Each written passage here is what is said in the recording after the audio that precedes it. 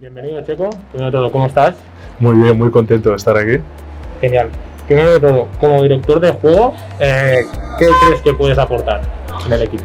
Creo que puedo aportar sobre todo el liderazgo y un estilo de juego a un ritmo muy alto, muy intenso y sobre todo que todo el mundo toque balón, que tenga su momento y sobre todo buscar a cada compañero cuando esté bien y buscar la mejor solución en cada lectura del juego. Genial.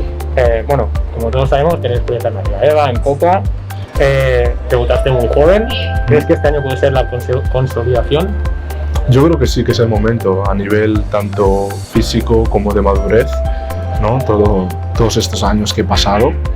Y bueno, aunque he estado mucho tiempo lesionado, pero también activo, yo creo que he aprendido mucho y también he aprendido de otros jugadores, entonces yo creo que es el momento exacto para dar ese salto de calidad. Perfecto. Con las nuevas incorporaciones y renovaciones queda un equipo muy completo. ¿Has hablado ya con los compañeros, con el entrenador? Sí, he hablado con algunos compañeros, con algún jugador también y creo que tenemos una plantilla bastante completa a nivel de talento tanto técnico como físico y de intensidad. Yo creo que tenemos un poco de todo en este sentido y bueno, en cuanto cerremos las dos piezas clave que nos faltan, ya tendremos un equipo para competir a lo más alto nivel posible. Genial. ¿Has podido hablar con Hugo? ¿Qué mensaje te ha transmitido? Bueno, sobre todo un mensaje de mucha confianza y que es algo que necesito también y sobre todo de unidad de equipo, de estar en una familia y de ese cariño, ¿no?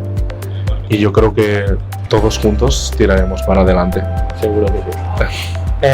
Para terminar, ¿tienes un mensaje para la afición del Martinez? ¿Cuál sería? Sería lo único que me gustaría sería que estuvieran con nosotros y que yo creo que lo van a estar, que vamos a disfrutar muchísimo este año y que bueno, ojalá que con la pandemia y todo nos deje disfrutar mucho de este año. Seguro que sí. Sí. Genial, gracias.